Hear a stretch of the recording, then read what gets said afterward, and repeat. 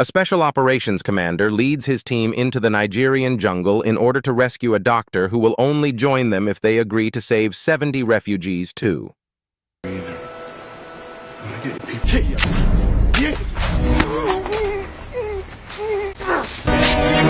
Go, signore. Go, per piacere. Go. Keep your eye on the package. Roger that. Hold. This is you? You serious?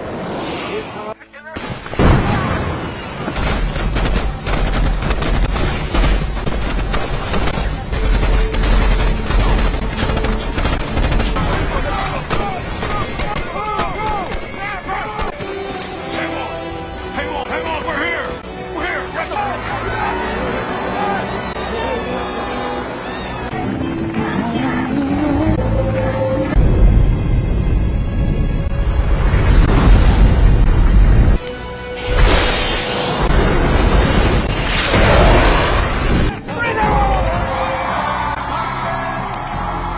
Navy SEAL Lieutenant A.K. Waters and his elite squadron of tactical specialists are forced to choose between their duty and their humanity, between following orders by ignoring the conflict that surrounds them or finding the courage to follow their conscience and protect a group of innocent refugees. When the democratic government of Nigeria collapses and the country is taken over by a ruthless military dictator, Waters, a fiercely loyal and hardened veteran, is dispatched on a routine mission to retrieve a Doctors Without Borders physician, Dr. Lena Kendricks. Dr. Kendricks, an American citizen by marriage, is tending to the victims of the ongoing civil war at a Catholic mission in a remote village. When Waters arrives, however, Dr. Kendricks refuses to leave unless he promises to help deliver the villagers to political asylum at the nearby border. If they are left behind, they will be at the mercy of the enormous rebel army. Waters is under strict orders from his commanding officer, Captain Bill Rhodes, to remain disengaged from the conflict. But as he and his men witness the brutality of the rebels firsthand, they are won over to Dr. Kendricks's cause and place their lives at risk by agreeing to escort the villagers on a perilous trek through the dense jungle. As they move through the countryside on foot, Waters' team, experts at evasion and concealment, are inexplicably and ferociously pursued by an army of rebels. They are confounded until they discover that, among the refugees, is the sole survivor of the country's previous ruling family, whom the rebels have been ordered to eliminate at all costs. Waters and his small band of soldiers must weigh the life of one man against their own and the refugees they feel obliged to protect. A montage of news footage illustrating a violent coup that is taking place in Nigeria, overthrowing the presidential family and establishing a dictatorship under the rebel general Yakubu. The Fulani rebels then begin a violent ethnic cleansing campaign against the Igbo tribes in the southern region. We then join a squad of SH-60B Seahawk helicopters on approach to the USS Harry S. Truman off the coast of Africa, and a news reporter on the flight deck reporting on the coup taking place. His report is interrupted by the news of the whole presidential family being assassinated by rebel forces. Lieutenant Waters, Bruce Willis, and his team of Navy SEALs disembark from a helicopter, returning from a mission to extract American citizens from the embassy. They are greeted by Captain Bill Rhodes on the deck, who immediately informs them that they'll need to be reinserted to extract a critical personality immediately. After refitting for the next mission, eating, and having their wounds tended by the medic, they meet in the ship's briefing room to get the details of their mission. They're instructed that they will halo jump over Cameroon and into the jungle outside of a small Catholic mission, where they will find Dr. Lena Fiore Kendricks, Monica Bellucci, an American citizen by marriage. Their secondary mission is to extract the priest and 2 nuns who run the mission if they are willing to go with them. Once they have their package, they are to make a 12-kilometer hike to the designated extraction point, where they'll be flown out by helicopter.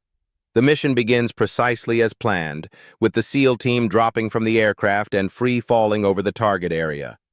After forcibly having a young Nigerian woman lead the SEALs to Kendricks, Waters informs Kendricks of the rebel company approaching the mission and that their orders are to extract U.S. personnel.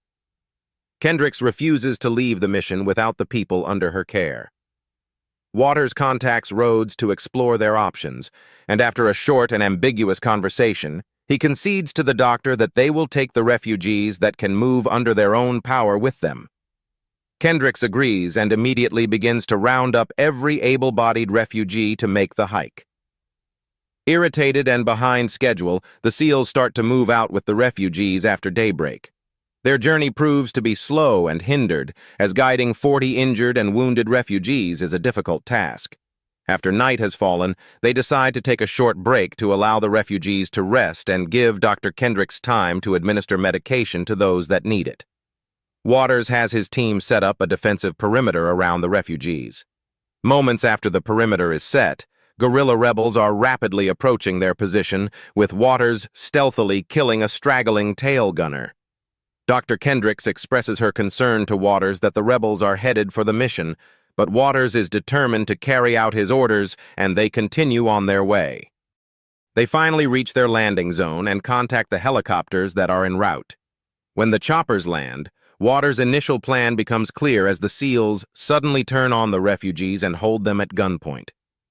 Waters forces Dr. Kendricks onto the helicopter, and the SEAL team collapses back for a swift extraction. The refugees are left stranded in the middle of the jungle without any protection against rebel forces. We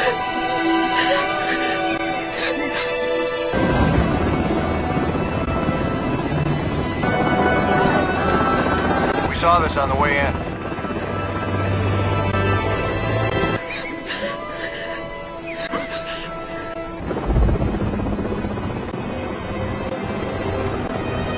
During the flight back to the Truman, the helicopter crew and SEALs pass over the mission and discover that it's been raided and destroyed just as Kendricks had predicted. Feeling a deep conviction, Waters orders the helicopter to turn around and regroup with the refugees. The SEALs decide on the spot to escort the refugees to the Cameroon border.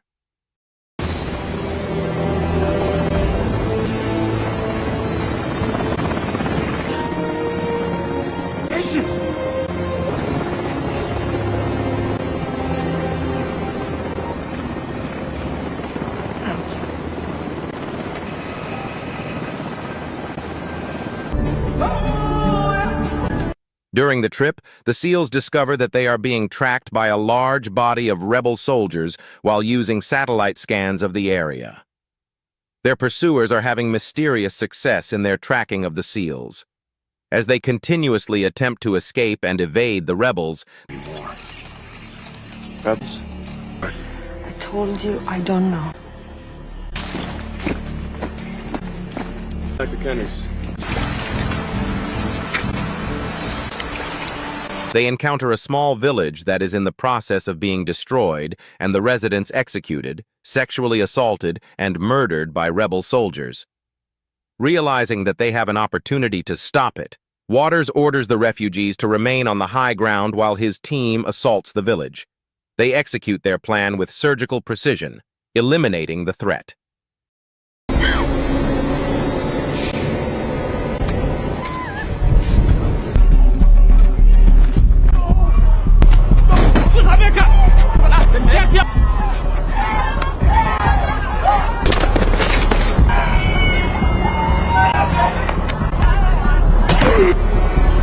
It's okay.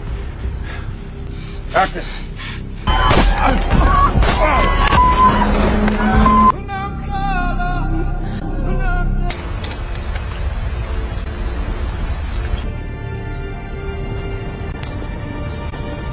During the aftermath of the assault, the SEAL team becomes morally conscious after seeing the after effects of the atrocities.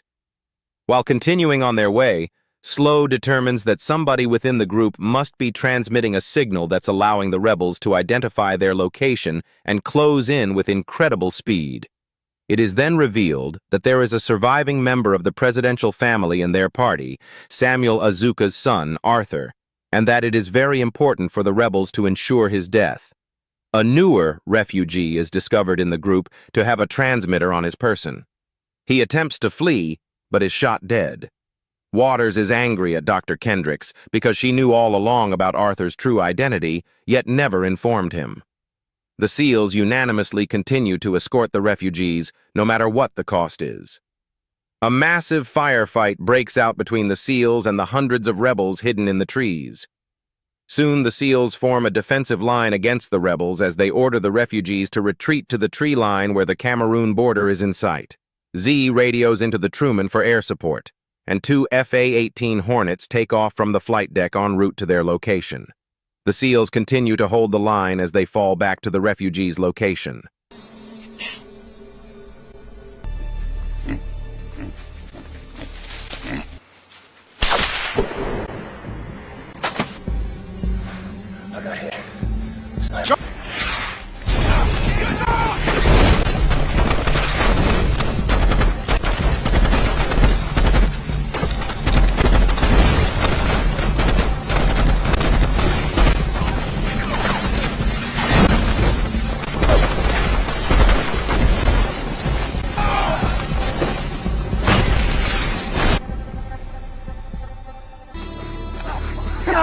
Damn it!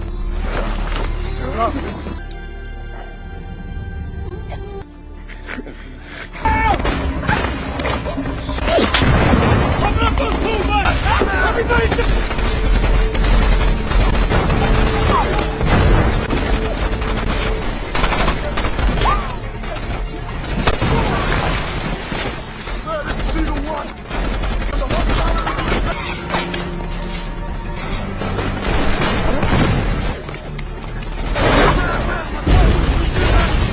However, the overwhelming firepower of the rebels claims the lives of Slow, Flea, Lake, and Silk. The refugees provide a small amount of cover fire as the remaining SEALs fall back into the reeds. During the battle, Waters, Red, and Z are all wounded.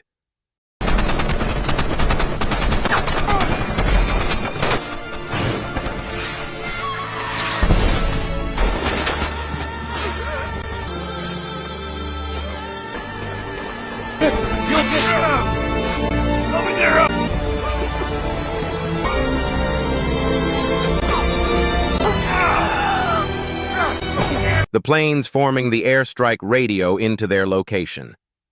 The SEALs mark the ground with a smoke grenade and order the pilots to fire on everything between the tree line and the smoke.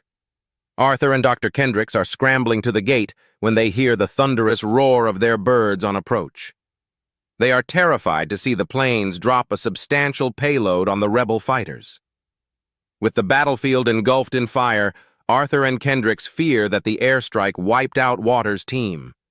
Waters, Z, Doc, and Red emerge from the grass as helicopters land on the other side of the Cameroon border as Captain Rhodes orders the guards to open the gate and let the SEALs and refugees in. A group of Marines then escort the SEALs to the helicopters, where their wounds are tended to. Dr. Kendricks says her goodbyes to her friends and departs on the same helicopter with Waters. The final scene depicts the refugees recognizing Arthur as the tribal king and rightful heir to Nigeria, and he raises his hand, exclaiming, "Freedom!" as his fellow Nigerians celebrate around him. In the closing title, we see the quote, "The only thing necessary for the triumph of evil is for good men to do nothing," by Edmund Burke. Thanks for watching. Please don't forget to share and subscribe.